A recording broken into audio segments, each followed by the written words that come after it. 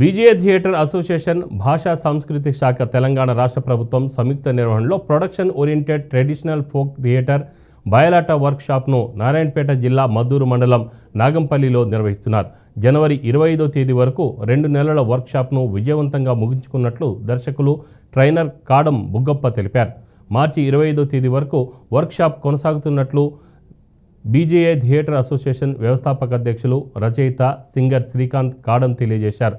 Work shop అనంతరం శ్రీ శ్రీ శ్రీ విరాట్ పోతులూరి వీరబ్రహ్మేంద్ర స్వామి నాటకాన్ని 5 రోజులుగా ప్రదర్శించనున్నట్లు వెల్లడించారు.